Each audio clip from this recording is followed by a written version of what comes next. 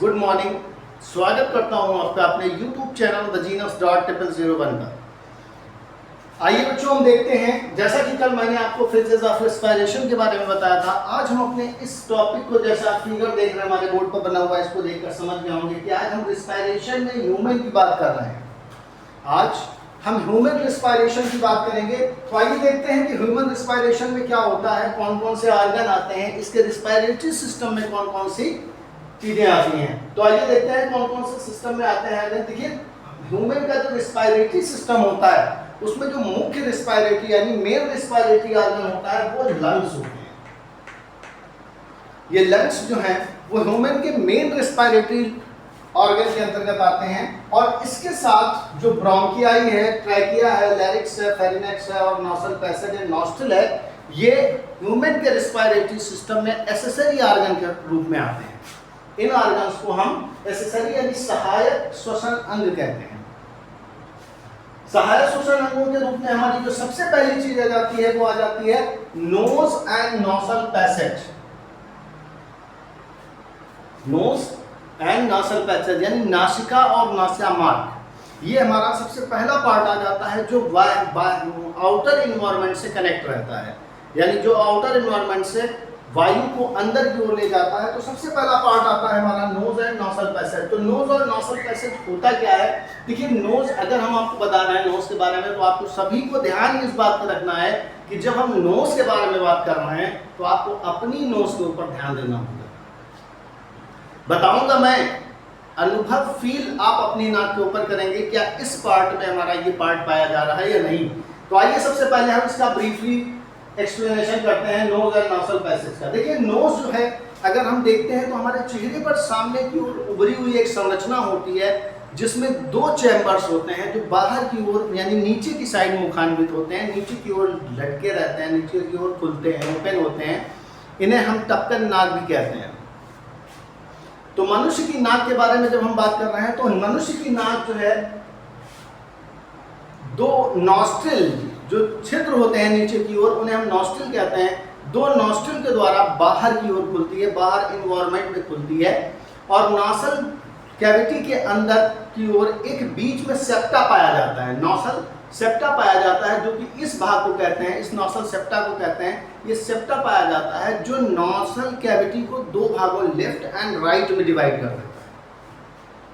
नॉसल cavity को दो भागों लेफ्ट एंड राइट में डिवाइड कर देता है। इसे इंटरनल नॉसल सेप्टम कहते हैं। इस सेप्टम को हम इंटरनल नॉसल सेप्टम कहते हैं। नसिका के प्रारंभ में हम ये देखते हैं कि नसिका जब हमारी स्टार्ट होती है, जो नॉस्ट्रिल हमारे स्टार्ट होते हैं, तो इसके स्टार्टिंग में हमारी नसिका के अंदर छोटे छोटे से बाल पाए जाते हैं, छोटे छोटे से रोए या बाल पाए जाते हैं। ये बाल जो है धूल के कणों को हमारे नासा मार्ग में पहुंचने से रोकते हैं। ये बाल नासा मार्ग में बाल धूल के कणों को अंदर जाने से रोकते हैं और इनको बाहर रुके रहते हैं। इसी के साथ नासल कैविटी में एक म्यूकस मेम्ब्रेन भी पाई जाती है जो एक पतले म्यूकस का सेक्रेशन करती रहती है, जो एक पतले म्यूकस का सेक्रेशन करती रहती है, जो नासा पैसेज को एक चिकना और बनाए रखती है, चिकना और चिपचिपा बनाए रहती है। इसके निम्न काम होते हैं, जैसे बाहर से जो धूल कण आते हैं वो इस चिपचिपे पदार्थ से चिपक जाते हैं। इसके अतिरिक्त बाहर की जो वायु होती है वो शुष्क होती है।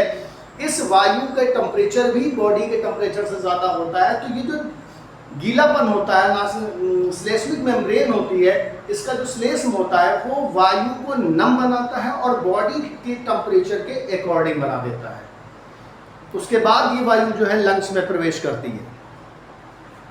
नेक्स्ट टॉपिक हमारा आ जाता है, नंबर 2 पर आ जाता है फेरिनेक्स। फेरिनेक्स एक ऐसा पार्ट होता है जहां पर माउथ कैविटी और नासोफेरेंजियल कैविटी दोनों ओपन होती है, यानी ये दोनों कैविटियों के ओपन होने का जंक्शन कहलाता है। जंक्शन कह सकते हैं इसको हम, साधारण जैसे रेलवे का जंक्शन होता है जहां से लाइनें डिवाइड होती हैं, सेम इसी प्रकार से फेरिनेक्स जो है वो नोज और माउथ के बीच का जंक्शन होता है, जहां से माउथ भी फेरिनेक्स में ओपन होता है और नॉसल कैविटी भी फेरिनेक्स में ही जाकर ओपन होती है। फेरिनेक्स के अगले भाग को नासोफेरेंजियल नासोफेरिनेक्स कहते हैं और निचले भाग को ओरोफेरिनेक्स कहते हैं, जबकि पिछले भाग को लैरिंजोफेरिनेक्स कहलाता है। जो कि पिछला भाग होता है फेरिनेक्स का, वो लैरिंजोफेरिनेक्स कहलाता है। फेरिनेक्स इस भाग को कहते हैं, हम देख रहे हैं आप फेरिनेक्स को हम यहाँ पर एक्सप्लेन कर रहे हैं। ये भाग जो है हमारा फेरिनेक्स कहलाता है। इस फेरिनेक्स ये नॉस्ट्रिल वाला भाग कहलाता है और ये नासा पैसेज कहलाता है, नासल पैसेज कहलाता है, जो फेरिनेक्स तक आता है। यानी नासा मार्ग से जो नॉस्ट्रिल से होता हुआ जो फेरिनेक्स तक भाग आता है, इस भाग को हम नासल पैसेज कहते हैं। और फेरिनेक्स वाला भाग जो है यहाँ पर देखिए माउथ भी ओपनिंग हो रही है और नासल कैविटी की भी ओपनिंग हो रही है। तो यहाँ पर ये दोनों कैविटीज की ओपनिंग होती है।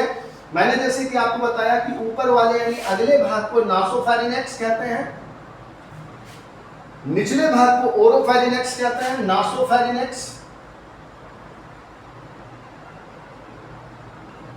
निचले भाग को ओरोफेरिनेक्स,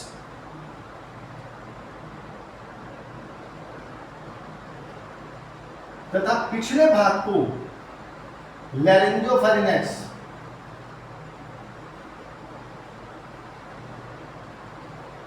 लैरिंजोफेरिनेक्स के नाम से हम जानते हैं।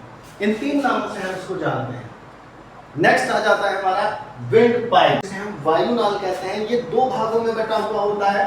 पहला भाग होता है इसका लैरिक्स और दूसरा भाग होता है ट्रैकिया। तो आइए हम सबसे पहले लैरिक्स के बारे में जानते हैं। देखिए लैरिक्स जो है वो ग्रासनी के पीछे और निगल द्वार से पहले एक छिद्र के रूप में होता है।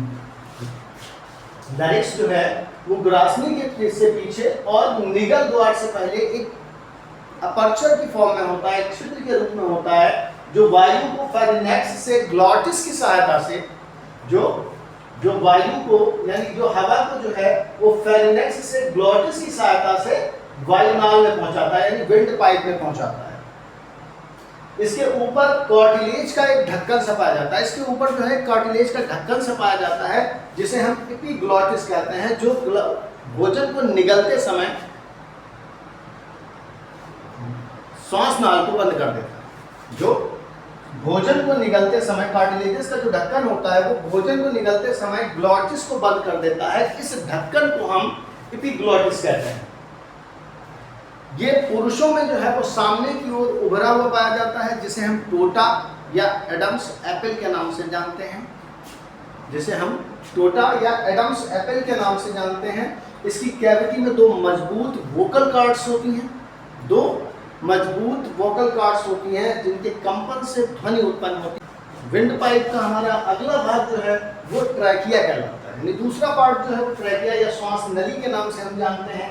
इसकी लंबाई 10 से 12 सेंटीमीटर होती है और व्यास 1.5 से 2.5 सेंटीमीटर का होता है। ये लैरिक्स से लेकर पूर्ण नेक में फैला रहता है। यानी लैरिक्स से शुरू होता है और पूर्ण नेक में जितनी भी गर्दन है इस पूरी गर्दन में फैला रहता है और थोरेसिक कैविटी में यहाँ से फैला रहता है। और जैसे ही ये थोरेसिक कैविटी में पहुँचता है, इसकी ये जो है दो भागों में बढ़ जाता है। इन दोनों भागों को हम ब्रोंकियाई कहते हैं और दोनों भागों में बढ़कर ये अपनी अपनी ओर के लंग्स में प्रवेश कर जाता है। इसी के साथ हम अपने आज के टॉपिक को यहीं पर एंड करते हैं और नेक्स्ट टॉपिक लंग्स की ब्रीफ स्टडी लेकर हम फिर नेक्स्ट टर्न पर उपस्थित होंगे आपके सामने।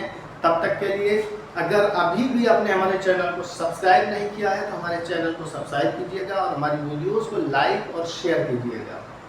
अगर आप हमारे साथ नए जुड़े हुए हैं तो हमारे चैनल को प्लीज़ सब्सक्राइब करिए और शेयर कीजिए।